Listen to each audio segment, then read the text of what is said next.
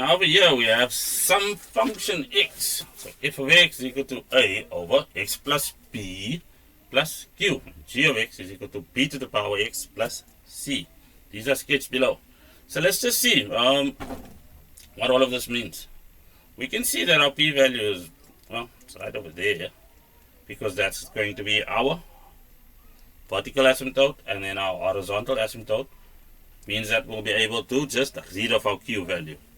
We then also have, as we can see, a y-intercept over there, and then r is likely our x-intercept for our hyperbola. Now, this 3 then is for g of x, which is our exponential and our hyperbola. So that's what all of that indicates. For which values of x is, where is f of x equal to g of x? And we can see over here, that's the spot right on the y-axis, and the y-axis is defined by the x value 0, so x is equal to 0. That's just from that observation. Write down the equations of the asymptotes of f of x. Well, f of x is obviously our hyperbola, and we can see that right there is our vertical asymptote, so that one needs to satisfy the equation x is equal to -1. Then our horizontal asymptote has a value of -2, so that has to satisfy the y value being equal to -2. Now they want us to determine the equation of f of x. Using all of this information, we can say that, well, not f of x, we're going to use the parameter y, because f of x is equal to y. That's just going to equal a over, well, x plus 1, and then what is our q value? -2 from over there, of course. Now we just need another point, because we need to figure out what the value of that parameter a is equal to.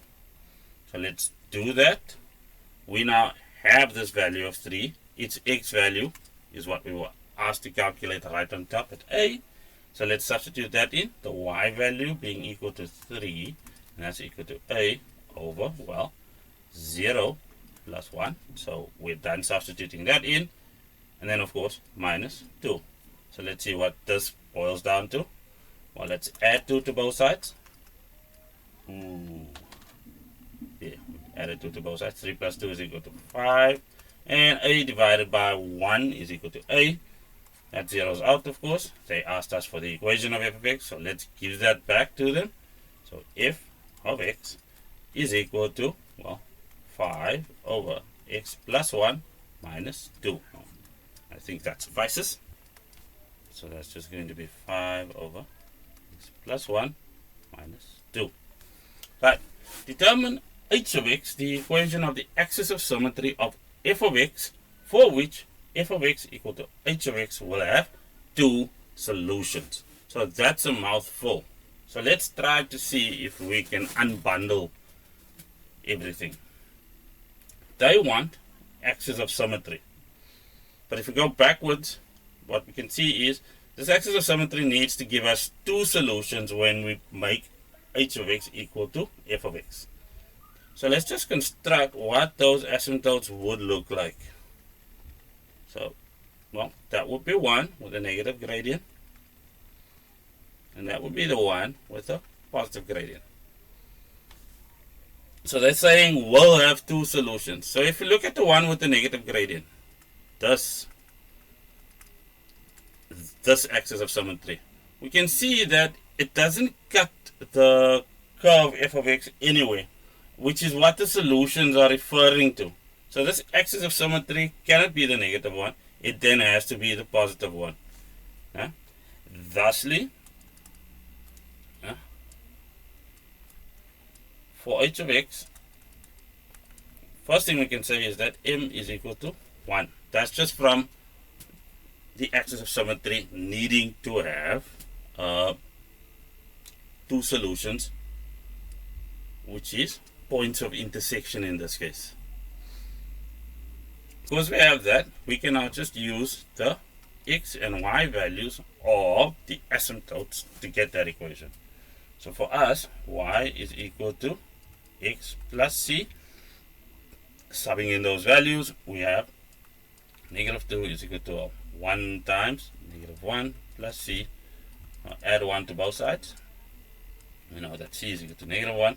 Thusly, the equation that we're after is x minus 1. Now, there are different ways of approaching that. This is my way. Determine the coordinates of r, the x-intercept of f of x, which is over here. And we know that in order to determine x-intercepts, which is what r is, we just make y equal to 0. So let's just get a different color going. So our x-intercept r, we are going to make y 0. We'll have 5 over x plus 1 minus 2 all equal to 0. Here's 5 over x plus 1 equal to 2. If we cross multiply, remember, we can make this a fraction over 1. On the left hand side, we'll have 2x plus 2, and on the right hand side, everything is equal to 5.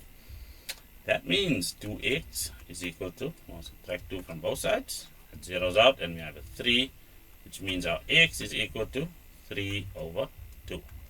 We do that, and they ask for the coordinates of r, so let's be nice and give r back to them in coordinate form. That's just going to be 3 over 2 with a y coordinate of 0, because it's an x-intercept. Determine the value of c. Now, well, in order to determine the value of c, we need to determine what they are actually asking is for this y value on this horizontal asymptote. You can say, well, g of 0 is equal to 3. What does that mean? Well, 3 is then equal to, well, b to the power 0 plus that c. And that's equal to 1. Therefore, our c value is equal to, well, 3 minus 1, which is equal to 2. I think that's about as simple as that needs to be. Awesome.